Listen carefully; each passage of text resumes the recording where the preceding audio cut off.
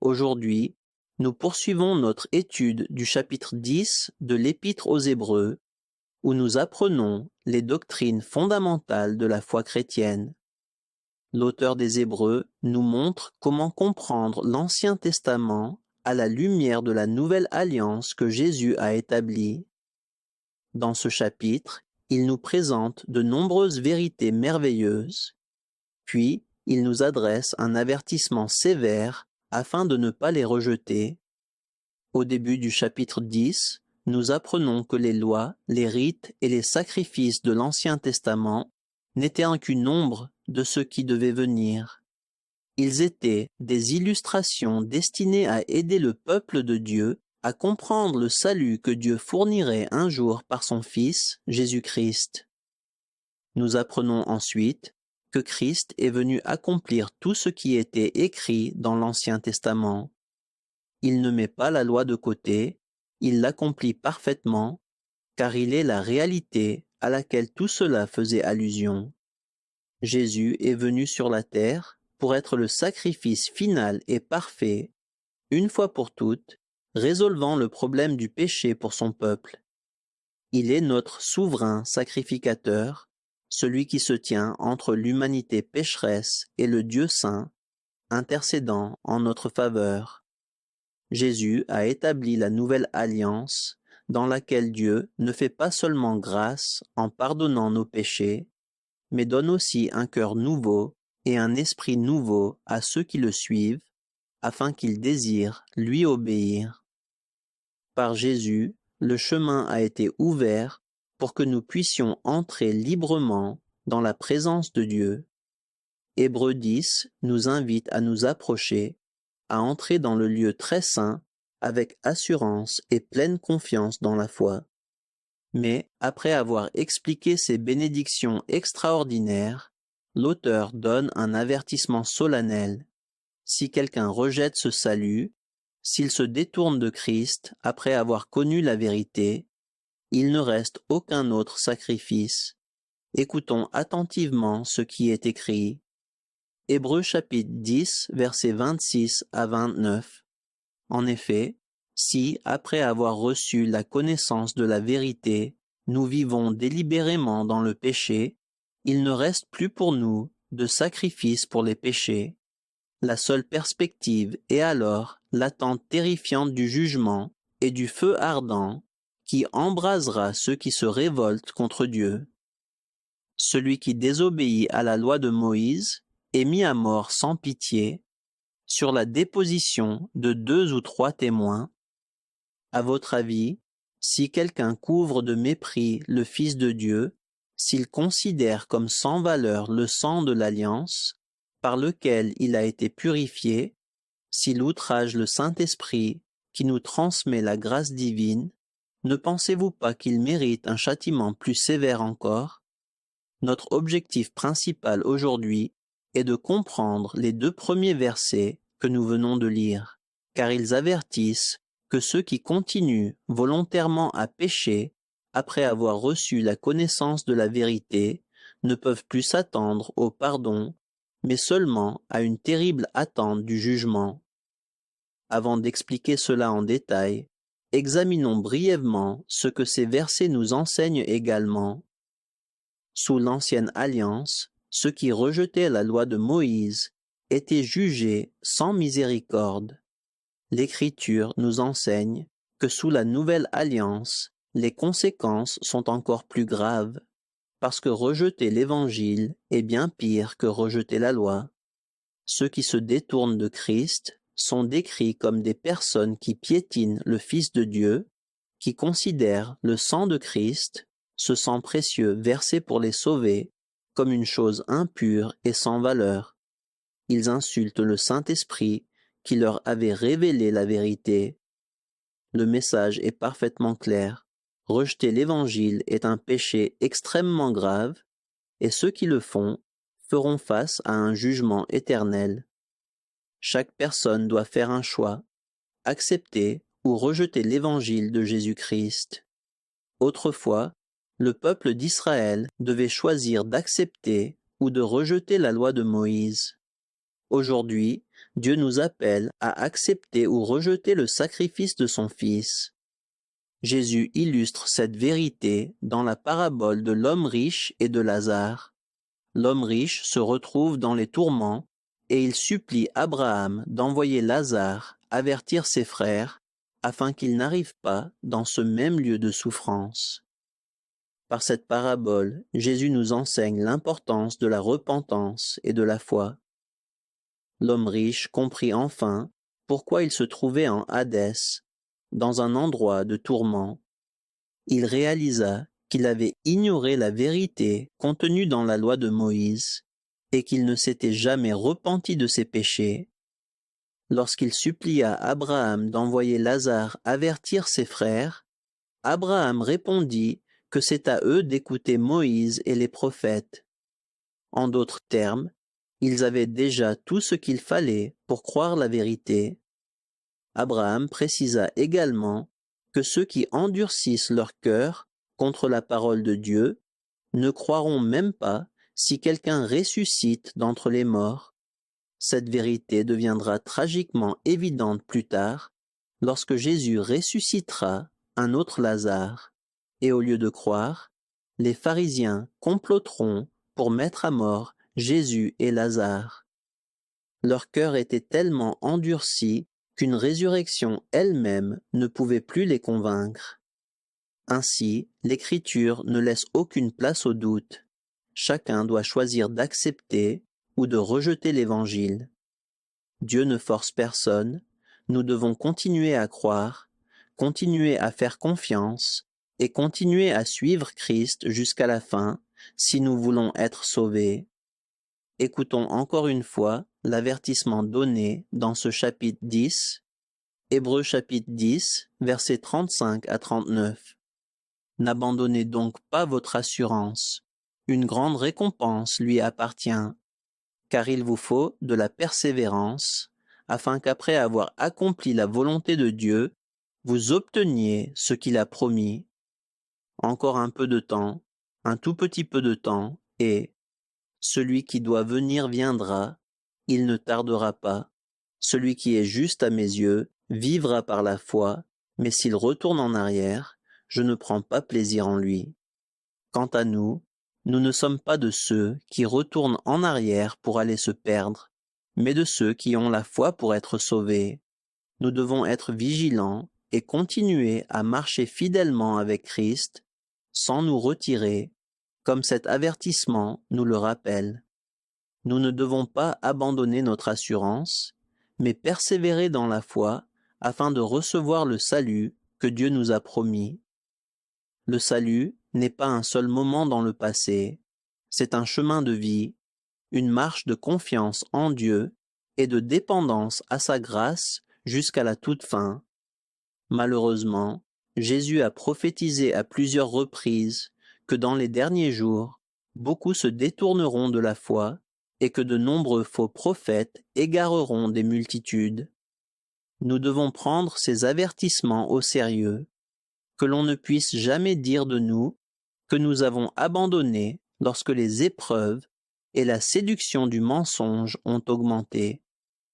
Jésus a dit à ses disciples que quiconque veut le suivre doit renoncer à lui-même, prendre sa croix chaque jour et le suivre.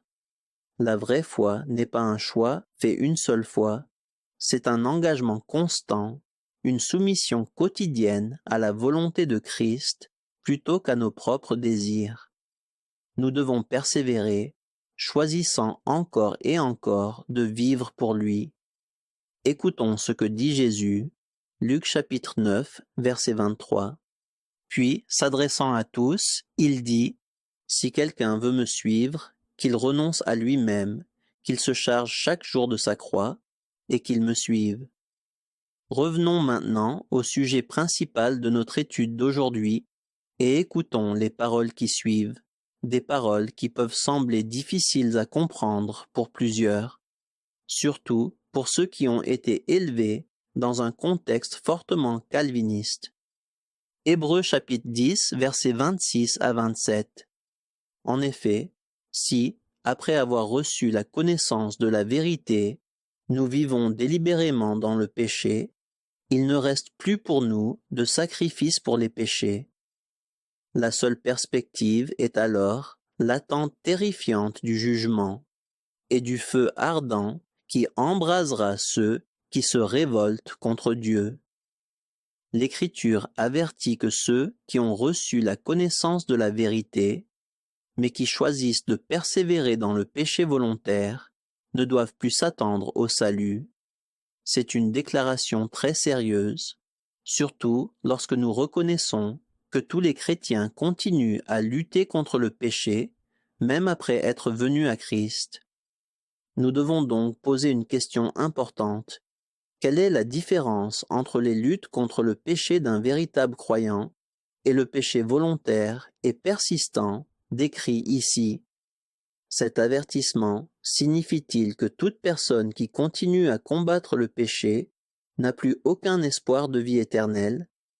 L'Écriture révèle clairement qu'il est possible pour une personne qui a déjà cru en Jésus, quelqu'un qui a fait l'expérience du Saint-Esprit, reçu des dons spirituels, compris la parole de Dieu et marché dans sa puissance, d'endurcir ensuite son cœur, de rejeter Christ et de tomber. Hébreu décrit cet état terrifiant en disant qu'une telle personne crucifie de nouveau le Fils de Dieu et l'expose publiquement à la honte. Dans cet état de rébellion, le cœur devient si dur que la repentance devient impossible. Cet avertissement est profondément solennel et soulève des questions difficiles. Comment quelqu'un peut-il en venir à une condition spirituelle si redoutable? Que signifie exactement la Bible lorsqu'elle parle de péché volontaire? Et en quoi ce genre de rébellion est-il différent de la lutte quotidienne contre le péché que tous les véritables croyants connaissent? Si nous ne comprenons pas cette distinction, nous pourrions tomber dans la peur ou dans la confusion, mais l'Écriture nous donne des explications claires afin que nous puissions reconnaître le danger tout en restant confiants dans l'espérance que nous avons en Christ. En lien avec ce sujet, il existe d'autres versets qui pourraient nous faire croire qu'un chrétien ne devrait plus pécher du tout.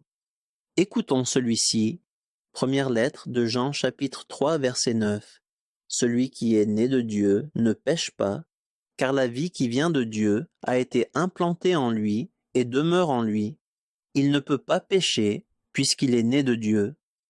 La première lettre de Jean contient de nombreuses déclarations fortes au sujet du péché, affirmant que celui qui aime Dieu et vit par l'Esprit ne pêche plus. Nous devons comprendre ces paroles à la lumière de tout ce que ce livre enseigne, ainsi qu'à la lumière de l'ensemble de l'enseignement biblique sur le péché. Avant tout, comprenons l'objectif de Jean dans cette lettre. Écoutons ce qu'il déclare. Première lettre de Jean chapitre 2 verset 1. Mes chers enfants, je vous écris ceci afin que vous ne péchiez pas. Si toutefois il arrivait à quelqu'un de commettre un péché, nous avons un défenseur auprès du Père, Jésus-Christ le juste. Au début de sa lettre, l'apôtre Jean explique qu'il écrit pour aider les croyants à éviter le péché, et pourtant, il reconnaît aussi que les chrétiens trébucheront encore parfois. C'est pourquoi il nous dirige vers notre avocat, Jésus-Christ, qui intercède pour nous auprès du Père. De cela, nous apprenons deux vérités essentielles. Premièrement, Dieu veut que nous progressions dans la justice et que nous nous éloignions de plus en plus du péché. Deuxièmement, lorsque nous tombons dans le péché, Dieu est fidèle et prêt à nous pardonner si nous venons à lui avec repentance par Jésus-Christ. Nous devons donc comprendre qu'une lutte contre le péché n'est pas la même chose qu'un péché volontaire. Ceux qui pêchent volontairement ne combattent plus la tentation, ils se sont livrés au péché, ils ne se soucient plus du mal qu'ils commettent, et ils s'y abandonnent librement, sans repentance, sans conviction, et sans aucun désir de changer. Si tu luttes contre un péché particulier depuis des années et que tu te sens découragé ou condamné à cause de ce combat, sois encouragé. Le simple fait que tu continues à combattre le péché, que tu ressens la conviction et que tu veux obéir à Dieu, prouve que le Saint-Esprit agit en toi. Ta lutte est un signe de vie spirituelle, non de mort spirituelle. Tu ne pèches pas volontairement. Le péché volontaire décrit une personne qui ne reconnaît plus le péché comme péché. Elle refuse d'être d'accord avec Dieu sur la méchanceté de ses actes. Elle cesse totalement de se repentir. Son cœur s'endurcit tandis qu'elle choisit ouvertement la rébellion plutôt que l'obéissance. C'est cela le danger contre lequel l'Épître aux Hébreux nous met en garde. Non pas le croyant sincère qui tombe, mais celui qui se relève et continue à courir vers Christ. Écoutons maintenant Paul expliquer comment le péché peut exister dans la vie d'un chrétien sans que ce soit du péché volontaire. Lettre aux Romains, chapitre 7, versets 15 à 17. En effet, je ne comprends pas ce que je fais, je ne fais pas ce que je veux, et c'est ce que je déteste que je fais. Et si je fais ce que je ne veux pas, je reconnais par là que la loi est bonne. En réalité, ce n'est plus moi qui le fais, mais c'est le péché qui habite en moi. Parfois, les chrétiens se sentent confus et découragés par leur propre comportement. Le bien qu'ils veulent faire, ils n'arrivent pas à le faire, et les péchés qu'ils détestent, ce sont précisément ceux dans lesquels ils tombent. Paul explique que ce conflit intérieur révèle quelque chose d'important.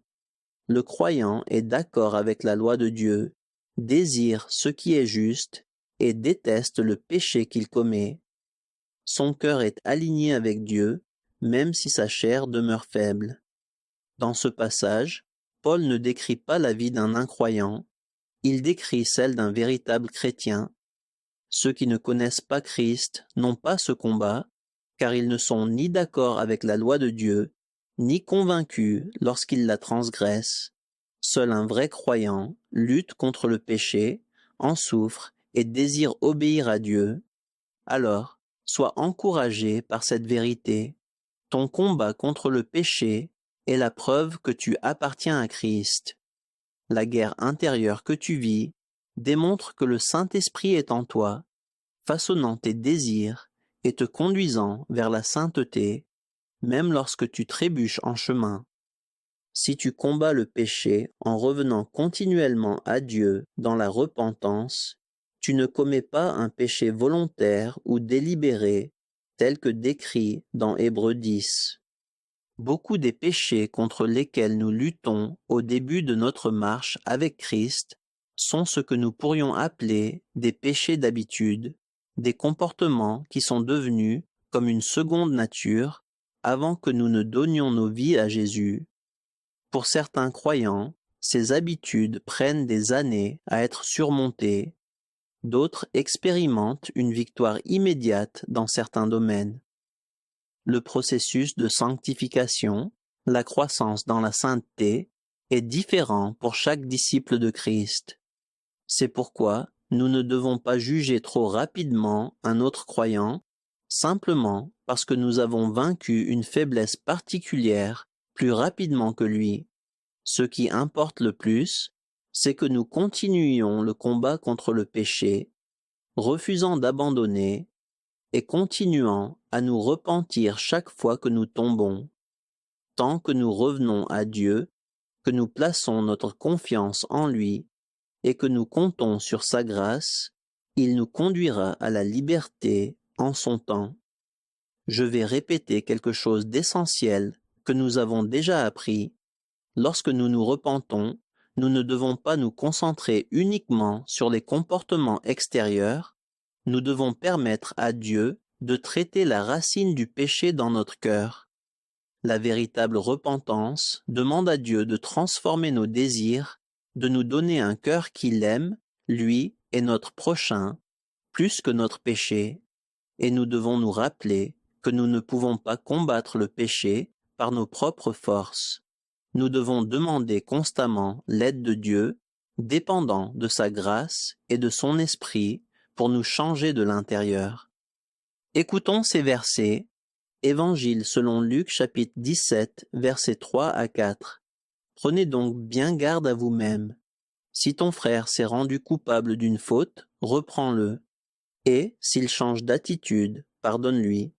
Et même s'il se rend coupable à ton égard 7 fois au cours de la même journée, et que cette fois il vienne te trouver en disant qu'il change d'attitude, pardonne-lui.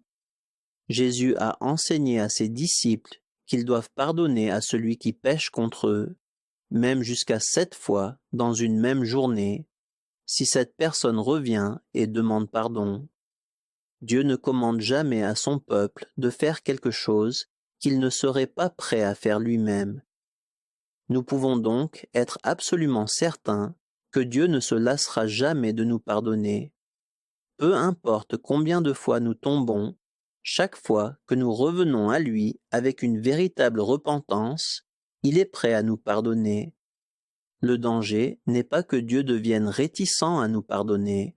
Le danger est que nous nous lassions de nous repentir. Si nous cessons de nous préoccuper de notre péché, si nous abandonnons le combat et ne croyons plus à la puissance de la grâce de Dieu pour nous restaurer, nos cœurs peuvent s'endurcir. Une personne peut continuer à demander le pardon extérieurement, mais intérieurement, ne plus avoir aucun désir sincère de se détourner de son péché. Au lieu de haïr le péché qu'elle commet, elle l'aime secrètement et a l'intention de continuer. Elle tente de tromper Dieu, recherchant le pardon sans repentance. C'est ici que le cœur commence à glisser vers ce que l'Écriture appelle le péché volontaire, un refus obstiné de l'autorité de Dieu et de l'abandon du mal. C'est ce genre de péché qu'Hébreu met en garde, car il traite le sacrifice de Christ comme étant sans valeur et outrage l'esprit de grâce. Une telle personne, si elle ne se repent pas, risque d'arriver à un point où son cœur est si endurci qu'elle ne croira plus que Dieu peut ou veut la pardonner, un état duquel, selon l'Écriture, il peut ne plus y avoir de retour. Un bon exemple d'une personne dans un tel état se trouve dans le livre de l'Apocalypse, dans la figure de la fausse prophétesse appelée Jézabel. L'Église de Thyatire tolérait une dirigeante qui enseignait des doctrines démoniaques et entraînait les croyants dans le péché. Cette fausse prophétesse, nommée symboliquement Jézabel, avait reçu beaucoup de temps pour se repentir, mais elle refusait. Dieu est extrêmement patient envers nous, nous appelant à la repentance encore et encore, même lorsque nos cœurs commencent à s'endurcir. Mais l'Écriture nous avertit également qu'un moment viendra où cette rébellion persistante ne sera plus tolérée. Jézabel s'accrochait volontairement aux mensonges qu'elle aimait, des mensonges qui lui donnaient de l'influence, de la popularité et de l'autorité sur les autres. Sa persistance dans le péché, malgré les avertissements répétés de Dieu, l'a menée à un jugement dont il n'y avait plus d'échappatoire. Terminons avec un dernier verset qui aborde ce même sujet sérieux. À première vue, ce passage peut sembler difficile à comprendre, mais à la lumière de ce que nous avons étudié aujourd'hui, son sens devient beaucoup plus clair. Écoutez ce qui est écrit. Première lettre de Jean chapitre 5, versets 16 à 17. Si quelqu'un voit son frère commettre un péché qui ne mène pas à la mort, qu'il prie pour ce frère, et Dieu lui donnera la vie. Il s'agit de ceux qui commettent des péchés qui ne mènent pas à la mort, mais il existe un péché qui mène à la mort. Ce n'est pas au sujet de ce péché-là que je vous demande de prier. Toute désobéissance à la loi est un péché, certes, mais tous les péchés ne mènent pas à la mort. Après nous avoir montré que les chrétiens doivent lutter contre le péché et poursuivre la sainteté, Jean termine sa lettre avec un enseignement difficile. Il explique que les croyants doivent prier pour un frère ou une sœur qui commet un péché qui ne conduit pas à la mort, mais il avertit que nous ne devons pas prier pour ceux qui commettent un péché qui conduit à la mort. Au premier abord, cela semble étrange, car l'Écriture enseigne que tout péché conduit à la mort. Pourtant, Jean affirme clairement que certains péchés ne mènent pas à la mort. La réponse devient claire lorsque nous tenons compte du contexte de toute sa lettre. Tout péché qui est confessé et abandonné ne conduit pas à la mort, car le sang de Jésus purifie continuellement ceux qui marchent dans la lumière. Jean parle ici des combats normaux que les croyants affrontent dans leur marche chrétienne. Un vrai chrétien peut tomber dans le péché, parfois même à plusieurs reprises, mais il en est affligé, il le confesse et continue à lutter contre lui. Ce genre de péché ne mène pas à la mort, car la personne demeure humble devant Dieu et continue de faire confiance à Christ pour la miséricorde et la transformation. Cependant, d'autres prétendent appartenir à Christ tout en vivant dans une rébellion ouverte. Ils ne luttent pas contre le péché, ils l'embrassent.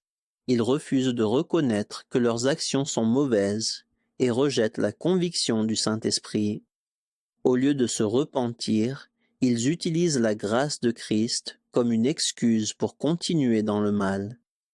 Ce genre de péché mène à la mort, car il provient d'un cœur endurci qui se détourne de Dieu et refuse son pardon. Ainsi, l'enseignement de Jean devient clair. Nous devons prier pour ceux qui combattent le péché, car leur lutte est la preuve que l'Esprit de Dieu est à l'œuvre en eux. Mais nous ne devons pas prier pour ceux qui persistent volontairement dans un péché non repentant, car ils rejettent la vérité et marchent vers la mort spirituelle. Partout dans l'Écriture, les croyants sont commandés de soutenir, de restaurer et d'encourager ceux qui se battent contre leurs faiblesses. Mais nous sommes aussi avertis de nous séparer de ceux qui se disent chrétiens tout en refusant de se repentir, car leur influence peut détruire les autres. Tant que la repentance demeure, l'espérance demeure, mais un cœur qui ne se repent plus est un cœur qui s'est détourné de Christ, et l'aboutissement de ce chemin, selon la Bible, c'est la mort. En terminant notre étude aujourd'hui, souvenons-nous ceci: Dieu nous a donné un salut parfait en Jésus, un sacrifice qui purifie, un souverain sacrificateur qui intercède et une grâce qui transforme. Notre appel est de marcher dans la lumière, en nous repentant chaque fois que nous tombons. Le combat contre le péché est la preuve que nous appartenons à Christ, mais nous devons garder nos cœurs du danger de la rébellion volontaire, choisir le péché sans repentance. Ceux qui se retirent feront face au jugement, mais ceux qui persévèrent dans la foi seront sauvés. Alors persévérons, encourageons-nous les uns les autres, et demeurons fidèles jusqu'au retour de Christ, en lui faisant confiance à chaque pas. Que Dieu vous bénisse, vous et votre famille.